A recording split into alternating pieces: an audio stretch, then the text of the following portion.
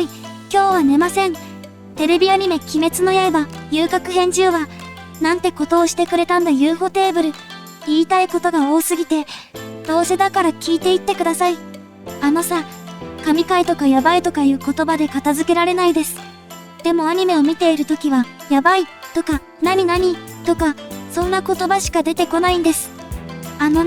わかってますか？原作知ってるんですよ。なんで原作知ってるのにワクワクするんですか？おかしいじゃないですか。UFO テーブルありがとう。感謝する。いや、ワニ先生、集英社様、声優様、アニメーターの方々、関わった人たち全員にありがとう。中には夜中に6回も見た強者もいるようです。今夜は寝ないぞ、という強い意志、惚れ惚れしてしまいます。悲しいようだけど、この月曜日の辛さも来週で終わってしまいます。覚悟の時が来ました。というわけで、今回もアニメオリジナルが豊富でした。そのあたりもじっくり解説していきます。コメント必須の、いいねとかなんとかよろしくお願いします。では参ろう。鬼滅の刃、遊郭編、10話、前半。最初から絶望です。倒れる宇髄天元。炭治郎をかばい、瓦礫に飲み込まれていく善逸。牛太郎の鎌の攻撃により、致命傷を負ってしまった伊之助。炭治郎はすべて自分の責任だと感じ、みんなごめん、と謝ります。ちょっとここで小話。炭治郎のこの、すべて自責で物事を考える、というのは、実はいいことでもあります。チーム戦だし誰か一人のせいではないので、謝る必要はありません。でも、自分の責任があるところを認めるのはいいこと。素直な炭治郎だからこそ、こうやって考えられる。ひねくれた人間なら、人のせいにしてしまうでしょう。失敗は先につなげればいい。僕はそう思うのです。そいでオープニングからの禰豆子の回想。この回想は過去の記憶。謝らないでと禰豆子。この禰豆子の一連の言葉からは、たくさんのメッセージを読み取ることができます。情報量が多いのよ。特に、そんなに誰かのせいにしたいの？という言葉。ここで少し違和感を感じた人も多いでしょう。炭治郎は誰かのせいにしているわけではなく、自分のせいにしてしまっています。では禰豆子の言う、誰か、というのはどういう意味なのか。これは、誰のせいでもない、という言葉の裏返しです。誰のせいでもないのに、誰かのせいにしなければ気が済まないのか、そういう意味です。禰豆子って強い女の子というか、彼女は悟りを開いてしまっています。貧しくても、綺麗な着物が着れなくても不幸じゃない。人が死ぬのは悪いことではない。人間なんだから、思い通りにいかないことがあるのは当たり前。幸せかどうかは自分で決める。大切なのは今。そういう禰豆子の髪の毛がほどけ、ここで禰豆子は人間から鬼に変化しています。なるほど。禰豆子が言う今とは、鬼になってしまった今。鬼になろうがなんだろうが、幸せかどうかは自分で決める。禰豆子はいつも幸せで、前を向いて戦っていきたい。分かってよ、と禰豆子が言ったのは、言葉が喋れなくても、兄なら自分の気持ちを察してくれということ。こんなの、アニメで見ただけでは全く読み取れませんな。そして回想から目覚める炭治郎。ここはアニメオリジナル。漫画だと目覚めた瞬間にお兄ちゃんがいるのですが、アニメでは燃える遊郭の光景が広がります。燃える遊郭といえば、明暦の大火。江戸時代に遊郭が燃えた事件を思い出す。というか、ダキは火が苦手だけどこれは大丈夫なのか。実際に燃えない限りは大丈夫ってことかも。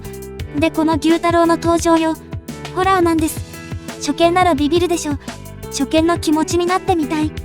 牛太郎はすぐに炭治郎を殺しません。悪い癖が出ています。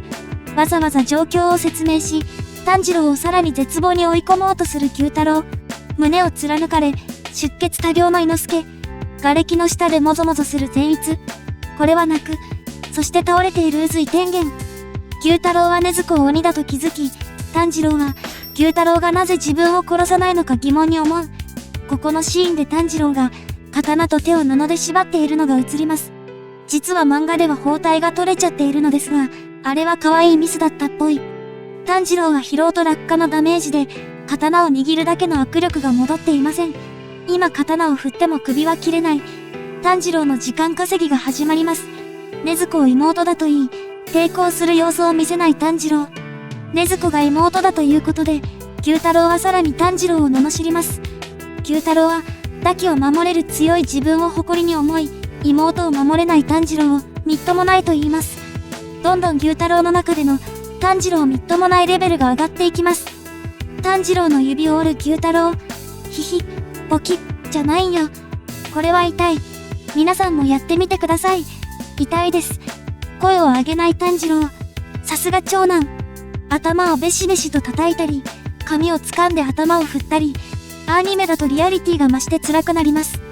虫けら、ボンクラ、のろまのふぬけ、役立たず。この牛太郎の言葉は、過去に自分が散々言われてきた言葉、ここぞとばかりにやり返しています。こうやって今までも、散々いたぶった後に人を殺めてきたのでしょう。首を切ってみろと牛太郎。鎌も置いちゃって油断のしすぎです。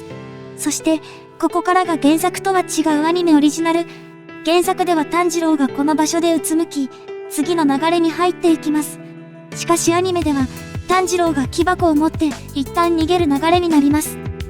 これは、原作の矛盾点を解消するためのシーンです。炭治郎はただ逃げただけじゃありません。クナイを拾いに行っています。ひなつるが放出したクナイがある場所、あの場所に炭治郎は向かったのです。何が矛盾点かというと、そもそも原作通り炭治郎が前もってクナイを持っていたら、牛太郎は毒の匂いに先に気づいていたでしょう。遊女の香り袋を破る前に気づくはず。なので、アニメではクナイを拾いに行き、牛太郎が近づく前に遊女の香り袋を破いた。とまあ多分そんな感じです。たどり着けたのもすごいけど、遊女の香り袋がたまたま落ちていてよかった。追いつく牛太郎。蹴りを食らい、原作通りうつむく炭治郎。牛太郎は炭治郎の技に対しても愛着が湧くと言いました。炭治郎みっともないレベルマックスです。そして、ついには炭治郎に鬼になれとまで言う牛太郎。このシーンの牛太郎の体が不気味。股関節どないなっとんねん。背中も穴みたいなのあるし、よく見るとちょっとキモい。天を仰ぐ炭治郎。人は嘆くときに天を仰ぐ。そういう牛太郎。それは違う。炭治郎は準備をしていました。頭突きの準備を。いや違う。首を切るだけの握力が戻るのを。そして、かまど消え譲りの頭突き。ここで炭治郎は、頭突きと同時にクナイを投げています。アニメでは全く見えない早技。牛太郎の足に刺さるクナイ。牛太郎は毒により立てなくなります。そこに日の神神楽。ここは日の神神楽だった。原作だとわからなかった部分です。まさに渾身の一撃。首は切れるのか。というところで前半は終了。後半がやばい。鬼滅の刃、遊郭編、10話、後半。後半の記憶がない人もいるのでは？すごすぎて思考回路が追いつかない。もうこれは、さすがに無限列車編を超えた。鬼滅の刃、アニメ1期の神回である19話。それを超えてきた無限列車編。さらにそれを超えた遊郭編。映画を超えるクオリティとは。映画版、遊郭編、というのもいいかもしれない。後半はなかなかカットが難しそうなので、結構な長尺になりそうだけど、そのあたりも含めて、11話のラストは何かしらの発表に期待。というわけで後半は、これまたアニメオリジナルの禰豆子が、お兄ちゃん、と叫ぶシーンからの、それに重なるようにダキの、お兄ちゃん、という叫び声。それを聞いた炭治郎はハッとします。どこで炭治郎が、ダキと牛太郎を兄弟と気づいたのか、それらしい場面はありましたが、はっきりとはわかりません。ここで初めて気づいた可能性もあります。その境遇はいつだって、一つ違えばいつか自分自身が、そうなっていたかもしれない状況。このシーンを見て、皆さんは何を思いましたか？この静かなシーン、思うことをコメントしてみてください。ここでは、アニメオリジナルのセリフも挿入されています。これは運よく人間でいられたけど、二人とも鬼になっていた未来も、あったかもしれない。ここがアニメオリジナルです。確かに、二人とも鬼になっていた未来もあったかもしれない。でもそうだったとしたら、あの場で富岡さんが首を切ってくれていたはず。鬼殺隊の誰かが、俺の首を切ってくれるはず。そのセリフとともに、刀が並ぶシーン。煉獄さんの刀があるかと期待しましたが、ここにはありませんでした。そして、徐々に復活してくる牛太郎。ここからです。ここからいよいよ神作画が大暴れ。BGM もいよいよクライマックス感を増します。切れ始める牛太郎の首。焦るダキの攻撃。そこで善逸の復活です。瓦礫の中から霹靂一閃、神速を使い、抜け出してきた善逸。もちろんまだ寝ています。そしてもう一発神速。これがものすごいエフェクト。まるで新幹線、光ファイバー。どこまで飛んでいくんだってほどの高速の技。ここは難しい作画だったと思います。神速で打機を押す善逸ですが、この時間って結構長いんですよね。この間に天元があれだけ大暴れするのですから、善逸は果たしてどこまで飛んでいくのだろう。でも、そこは触れてはいけません。かっこいいから OK。復活の牛太郎。ついには足から苦内を抜き、血気術で炭治郎の刀を弾き飛ばします。立ち上がる牛太郎。血気術と鎌のダブルの攻撃。炭治郎は受け流すことで精一杯です。牛太郎も毒を完全に分解し始め、いよいよ炭治郎がやられる。ここで宇髄天元の登場です。原作通りのかっこよさ。切られた腕の流血が激しい状態。片方の刀を口でくわえ、牛太郎の渾身の一撃を防ぎます。爆破で一旦距離を取る天元。心臓を筋肉で止めていた。牛太郎はさらっと言っていますが、意味がわからない。どれだけすごい男なのだ。宇髄天元という男は、片手で2本の刀を持ち、ヌンチャクのように刀を振り回す。左手はないけれど、脇に挟んで持つことは可能。そしてとうとう譜面です。どんな演出が来るのか、ドキドキしながら待っていました。結論としては最高。譜面は音から導き出す、宇髄天元独自の戦闘計算式。敵の行動動作の律動を読み、音に変換する。そうすることで、相手の癖や視覚がわかります。ということはつまり、この時点で毒を食らっていなければ、宇髄天元は牛太郎に対して最強だった。左腕もあれば、一人で牛太郎の首を切ることも可能だったかもしれない。戦闘計算式は、漫画でも相当複雑な様子が描かれています。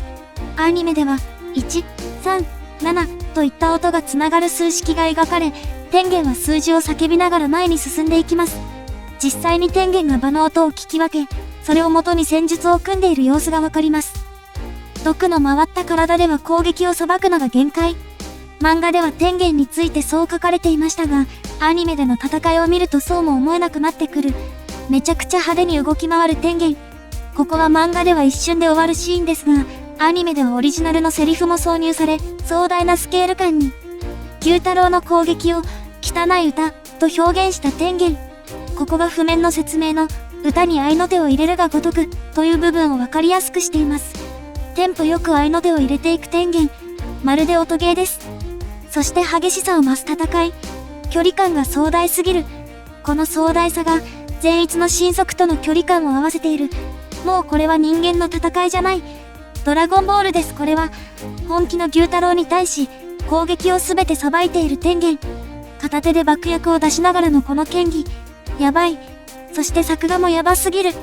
それについていく炭治郎もすごい。首が切れる隙を狙います。ここから10話のクライマックス。毒で限界の来ている天元。とうとう攻撃を食らってしまいます。腹に鎌が突き刺さり、左目を負傷。しかしここで天元は、牛太郎の左腕を切り落としています。ここが正気。天元が、片腕のない牛太郎と競り合っている今がチャンス。飛べ、と叫ぶ天元。炭治郎は勢いよくジャンプし、牛太郎の首を狙います。牛太郎は右手の鎌で炭治郎に反撃。顎に鎌が突き刺さります。しかしひるまない炭治郎。ここでタイトル回収。絶対に諦めない。腕の力だけじゃダメだ。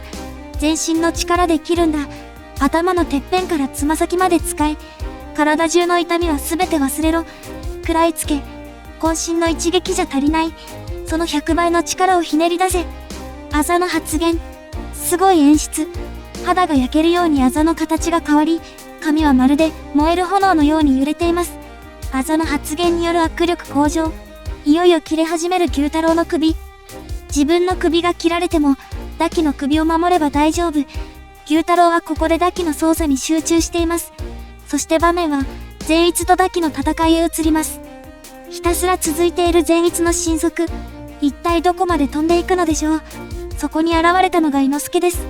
心臓の位置をずらすことで、致命傷だけは避けていました。しかし毒で危ない状況。毒は効かないと言い張る伊之助ですが、吐血の状況から見てもかなりやばい状況です。炭治郎、伊之助は一瞬でこれですから、天元の特待生がいかに強いかがよくわかります。そして、伊之助の刀がダキの首に、善逸の神速に合わせた、逆方向からの伊之助の攻撃、伊之助の刀側の帯が自然と切れていきます。助けてと叫ぶダキ、焦る牛太郎、雄たけびを上げるかまぼこ隊、そしていよいよ決着です。まとめ的なもの。長い戦いが終わりました。最後はかまぼこ隊3人のそれぞれの呼吸が発動し、ダキと牛太郎の首を切ることに成功します。無音の中、宙を舞うダキと牛太郎の首。そして、首は転がり地面で対面します。これだけで泣けてくる。勝利を喜ぶ3人の妻。異変に気づくひなつる。炭治郎は毒が回り、もはや限界。意識が朦朧とし、天元が叫ぶ言葉を聞き取ることができません。この静かな場面から天元の、逃げろ、は怖すぎる。アニメ勢はまた絶望ですか？牛太郎の最後の取り立て。やられた分はしっかり取り立てる。全員死んじゃったのでは？もうダメだ。からの特殊エンディング。ここから先は、11話の解説でじっくりお話ししましょう。